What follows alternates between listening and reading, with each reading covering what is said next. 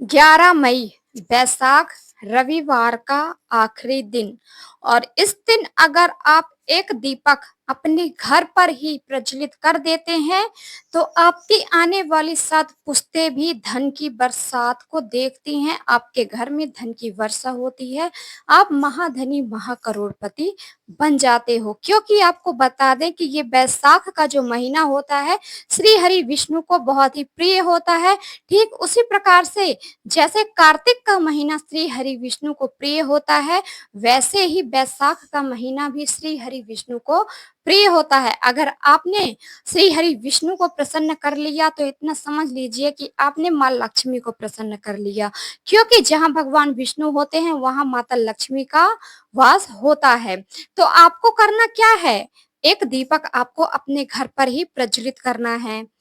आप इस दीपक को अपने घर पर प्रज्वलित कर देते हो तो कभी भी धन की कमी नहीं होती है। आपके घर में सुख शांति वैभव धन हमेशा बरसता रहता है और लड़ाई झगड़े क्लेश कलह कभी नहीं होते हैं आपके घर में। आपको बता दें कि जिस घर में निगेटिविटी का वास होता है, जिस घर में नजर दोष बाधा होती है, जिस घर में लड़ाई झगड़े क्लेश कलह होते हैं, उस घर में कभी भी माता लक्ष्मी का वास नहीं होता है। और जिस घर में माता लक्ष्मी का वास नहीं होता है, उस घर में दुख दरिद्रता गरीबी हमेशा रहती है। और अगर आप चाहते हो कि आपके घर में कभी भी दुख दरिद्रता गरीबी ना आए तो आप ये छोटा सा उपाय आज के दिन शाम के समय अपने घर पर कर लेते हैं। रात को 9 बजे से पहले भी अगर आप ये उपाय कर लेंगे तो माता लक्ष्मी का ढेरों आशीर्वाद आपको मिलेगा। आपके घर में कभी भी धन संपत्ति की कमी नहीं होगी। तो एक छोटा सा दीपक आपको इस जगह पर प्रज्वलित करना होगा। श्री शिवाय नमस्तुभ्यम। दोस्तों, जैसा कि आपको पता है कि आज है बैसाख महीने का आखिरी रविवार, तो इस दिन बहुत ही उत्तम और दुर्लभ संयोग बन रहे हैं। और ये बैसाख का रविवार पूरे 1 साल बाद आने वाला है। तो आप 1 साल तक का अगर इंतजार नहीं करना चाहते हो तो आज की शाम आज की रात को आप ये एक छोटा सा दीपक का उपाय आप कर लीजिए। आपके घर में माता लक्ष्मी का स्थिर रूप से वास होगा। आपके पितरों का भी आपको आशीर्वाद मिलेगा। कई बार दुख तकलीफ दरिद्रता गरीबी का कारण आपके पितर भी होते हैं, क्योंकि पितर अगर आपसे खुश नहीं होते हैं तो पितर आपको बहुत ही ज्यादा तकलीफ देते हैं। उनका उनका दुख आपको बहुत ज़्यादा पाप आपको लगेगा। अगर वो आपके पितर आपसे खुश नहीं हैं, तो आपके घर में दरिद्रता, गरीबी, संतान सुख की प्राप्ति से आप वंचित रह जाते हो। आपके घर में संतानें नहीं होती हैं। कई बार ऐसा माना जाता है कि अगर आपके पितर आपसे नाराज़ होते हैं, तो आपकी पीढ़ी आगे नहीं बढ़ पाती है। आपके घर में संतान की हानि हो जाती है, संतान की अकाल मृत्यु कई बार हो जाती है। तो अपने पितरों का भी ध्यान बहुत देना ज़रूरी होता है, क्योंकि आपके पितर भी आपसे खुश हैं, तो आपके घर में कभी भी दुख, तकलीफ, संकट नहीं आएँगे। ये कोई मज़ाक वाली बात नहीं है, क्योंकि ये जो पितर होते हैं ना, हमारे पूर्वज होते हैं। और जो हमारे पूर्वज होते हैं, उन्हें खुश रखना बहुत ही ज़रूरी होता है। तो उनसे जुड़े हुए अगर आप उपाय कर लेते हैं, तो आपके पितरों का आशीर्वाद, ढेरों आशीर्वाद आपको मिलेगा और आपको कभी भी धन की कमी नहीं होगी। आपकी 7 पीढ़ियाँ भी धन संपत्ति से सुख रहेंगी। तो आपको करना क्या है, एक दीपक आपको बनाना है यहाँ पर। आपको एक दीपक आपको तैयार करना होगा। आपको आप यहाँ पर मिट्टी का दीपक भी ले सकते हो। अगर आप मिट्टी का दीपक नहीं ले पा रहे हैं, आपके पास नहीं है, तो इस स्थिति में आप आटे का दीपक ले लीजिए, है ना? अब कई लोग सोचेंगे कि ये जो उपाय होते हैं फेक होते हैं, या ये बातें वही लोग कहते हैं जो लोग इन उपायों के बारे में जानते नहीं हैं, समझते नहीं हैं। और जो लोग हमेशा अपनी ज़िंदगी में गरीब ही बन के रहना चाहते हैं, तो वो लोग कभी उपाय नहीं कर पाएँगे, कभी संपन्न नहीं हो पाएँगे, कभी धन उनके पास नहीं आएगा। क्योंकि कभी वो उपाय नहीं करेंगे, अपनी तरफ से कभी कोशिश ही नहीं करेंगे, तो उनसे माता लक्ष्मी कैसे प्रसन्न होंगी? कैसे उनके पूर्वज उनसे प्रसन्न होंगे, कैसे आशीर्वाद देंगे, कैसे विष्णु भगवान का आशीर्वाद आपको मिलेगा। तो अगर आप चाहते हो कि आपके घर में भी धन आए, कई बार आपने देखा होगा जो अमीर लोग होते हैं, बड़े लोग होते हैं, पैसे वाले लोग होते हैं, उनके पास क्यों कभी धन की कमी नहीं होती है? क्यों हमेशा उनके पास धन बढ़ता रहता है? कहीं न कहीं से उनके पास धन संपत्ति आती ही रहती है और जिनके घर में धन संपत्ति आती रहती है, बढ़ता रहता है धन, उनके घर में कभी भी लड़ाई झगड़े, क्लेश कलह नहीं होते हैं। हमेशा सुख संपत्ति और शांति का वास होता है, सुख होता है ना? खुशी होती है। तो वो लोग क्या करते हैं, ऐसा क्या करते हैं?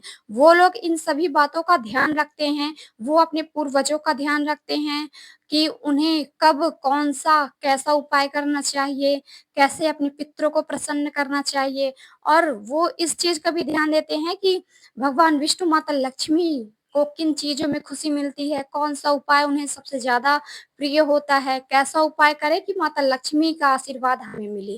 तो इन चीज़ों का ध्यान वो लोग देते रहते हैं। पूजा करवाते हैं तो बहुत ही अच्छे तरीके से करवाते हैं, हर एक चीज़ का ध्यान देते हैं। हाँ, मान के चलते हैं कि आप के पास पैसों की कमी है, आप ज़्यादा कुछ नहीं कर पा रहे हो, तो आप एक छोटा-सा तो उपाय कर ही सकते हो ना, इतने भी तो गरीब नहीं हैं कि आपके पास एक दिया नहीं है। चलिए ठीक है, मान के चलते हैं कि आपके पास मिट्टी का दीपक नहीं है, तो आपके घर में आटा तो होगा, तो आप आटे का दीपक बना लीजिए, एक छोटा-सा ये तो कर सकते हो। आपके घर में रुई बाती तो होगी ही, तो रुई बाती का एक दीपक आप तैयार कर लीजिए, बाती बना लीजिए। यहाँ पर हमें आज के दिन गोल बाती बनानी होगी, तो गोल बाती बना लीजिए, है ना? और इसमें अगर आपके पास घी नहीं है, तो आप तिल का तेल डाल दीजिए, तिल का तेल नहीं है तब आपके पास तो घी होगा ही, आप घी डाल दीजिए, बस इतना ही तो करना होता है।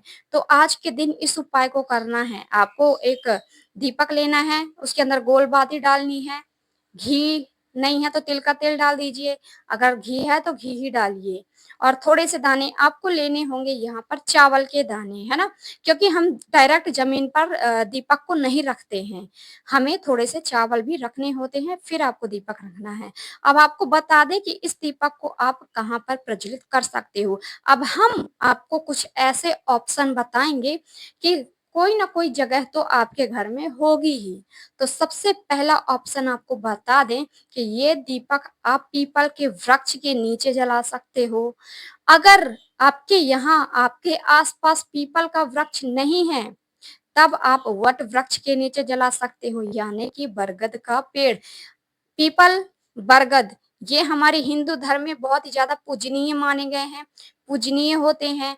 कई सारे व्रतों में इनकी पूजा अर्चना की जाती है। पीपल वृक्ष की पूजा करना बहुत ही शुभ माना जाता है। पीपल वृक्ष में हमारे त्रिदेव ब्रह्मा, विष्णु, महेश का वास होता है, माता लक्ष्मी का वास होता है और पीपल के ही वृक्ष में हमारे पूर्वजों का वास होता है, भोलेनाथ का वास होता है। तो समझ लीजिए ना कितना शुभ है ये हमारा वृक्ष, पीपल का वृक्ष हमारे हिंदू धर्म में। और वट वृक्ष ऐसा वृक्ष है हमारे हिंदू धर्म में बहुत ही पूजनीय माना गया है। कई सारी स्त्रियाँ कुछ ऐसे व्रत रखती हैं कि वट वृक्ष की पूजा अर्चना की जाती है। इनमें मौली धागा बाँधा जाता है, इनका फेरा लगाया जाता है, तो ये भी बहुत ही शुभ पेड़ होता है। अगर 2 वृक्ष आपके आस-पास नहीं है तो हमारे पास और भी ऑप्शन हैं। आपके घर के आस-पास या फिर आपके घर पे बेल का पेड़ हो, बेल का वृक्ष हो, तब आप इस दीपक को आप बेल वृक्ष के नीचे आप प्रज्वलित कर सकते हो। क्योंकि हमारे भोलेनाथ का वास होता है, माता पार्वती का वास होता है इस वृक्ष में, बहुत ही शुभ होता है, बहुत ही अच्छा होता है। अगर ये भी नहीं है, तब आपके पास बहुत ही सरल सा ऑप्शन है और वो ऑप्शन कौन-सा है? आपके घर में तो पानी रखने की जगह तो होगी ही एक, जहाँ पर आप हमेशा पानी रखते हो। अपना मटका रखते हो, पीने का पानी रखते हो या फिर आपके घर में वो होगा वाटर फिल्टर, है ना? तो वहाँ पे आप लगा सकते हो। तो ये तो होगा ही आपके घर में, तब आप दीपक को आप अपने घर पर जहाँ पर आप पीने का पानी रखते हो, वहाँ पर आपको प्रज्वलित करना है। कैसे? सबसे पहले आप थोड़े-से चावल रख दीजिए, उसके ऊपर दीपक रख दीजिए, दीपक को प्रज्वलित कर दीजिए। दीपक को प्रज्वलित करते समय आपको अपनी मनोकामना बोलनी है, जो भी आपकी मनोकामना है। आप यहाँ पर ओम नमो भगवते वासुदेवाय नमः का मंत्र आप जाप कर लीजिए, दीपक को प्रज्वलित कर दीजिए। दीपक को जब आप प्रज्वलित कर रहे हैं तो थोड़े से दाने जलते हुए दीपक में आपको डालने हैं। इतना सा उपाय आपको करना है और आपकी सभी मनोकामनाएं होंगी पूरी। माता लक्ष्मी भगवान विष्णु का आशीर्वाद मिलेगा। आपके पितृ आपसे प्रसन्न होंगे, क्योंकि कहते हैं कि जहां पर आपके पीने का पानी होता है, कई बार वहां पे आपके पितरों का भी वास होता है। तो कितना अच्छा है ना। आप आपके घर पे ही ऐसी जगह है, आपको कहीं नहीं जाने की ज़रूरत है। आप इस दीपक को अपने घर पर ही रहते हुए अपने घर पर ही प्रज्वलित कर दीजिए। तो आपसे माता लक्ष्मी, भगवान विष्णु और साथ ही साथ आपके पूर्वज भी प्रसन्न हो गए। ये है ना एक बहुत ही छोटा-सा सरल-सा उपाय। तो ये उपाय कीजिए, साथ ही साथ मेरी वीडियो को लाइक, चैनल को सब्सक्राइब करना ना भूलें। कमेंट बॉक्स में जयकारा लगा दीजिए, भोलेनाथ का जयकारा लगाना ना भूलें, है ना? और बालाजी महाराज का जयकारा लगा दीजिए, क्योंकि उन्हीं की तो कृपा है जो आज ये वीडियो आप तक पहुंच पाई है और आप इस वीडियो को देख पा रहे हैं। तो भोलेनाथ का जयकारा, बालाजी महाराज का जयकारा, संकट मोचन हनुमान का जयकारा लगाना ना भूलें। अपने इष्ट का जयकारा लगा सकते हैं, अपने माता-पिता का नाम लिख सकते हैं, क्योंकि माता-पिता भी हमारे देवता हैं। सबसे प्रथम देव जो माने गए हैं, हमारे माता-पिता ही माने गए हैं, जिनके चरणों में चारों धाम हैं, है ना? तो आप अपने माता-पिता का जयकारा भी लगा सकते हो। तो दोस्तों, एक बार और आपका दिन शुभ हो, मंगलमय हो, यही कामना रहेगी हमेशा मेरी ईश्वर से। हर हर महादेव, जय शिव शंभू, जय हो भोलेनाथ की।